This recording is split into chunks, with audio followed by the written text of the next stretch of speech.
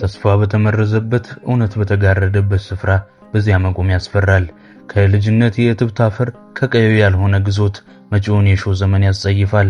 ከጠገዴ የለም መሬት እንደ ሰብሉ የፈራ ሰብ ለሰማዕትነት ታጭቷል። ከምልቄ የመንፈስ ጦር ባሻገር ካልቪን እስከ ረሽ የታጠቀ ክንዱ ያመነበትን ብርሃን ሊያፈካ በጀብዱ ይዋደቃል። አንድ አይነድ አንድ አይፈርድ ቢልም የሀገሬው ብሂል አንድ ነዶ አንድ ፈርዶ አይተናል።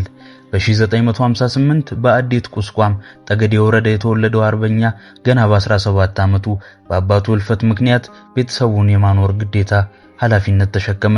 በለጋነት የታተረው ሰው ወደር የሌለው አራሽ አትራፊ ነጋዴው ጀግና በወያኔ የጥል መነጽር ለመታየት የእድሜውን ግማሽ አልወሰደም። ዜመኛው የገብርዬ ካሳ ሲገርመኝ ጎቤ ደገመኝ እንዳለው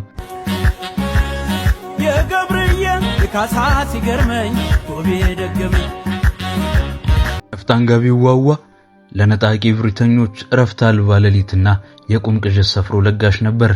የወልቃይት ጠገዴ የአማራ ብሔርተኝነት ማንነት ጥያቄ ግዘፍ ነስቶ እንዲታይ ካደረጉ ሰዎች መካከል ዋነኛው ነው።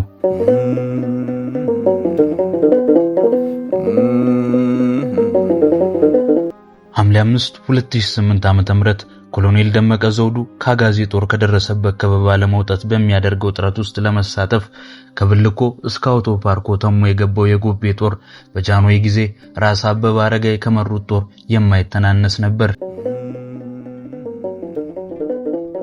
የመጨረሻውን ቃል ለጀግናው ተወለት እንዳለው ሎሬቱ ቃሉን በተግባር የገለጠው ያ ጀግና ከሞፈር እስከ ጠመንጃ ከአፈር እስከ ባሩድ ከተገፊነት እስከ ድል አድራጊነት የደረሰ የጨለመው ዘመን ሰማዕት ነው።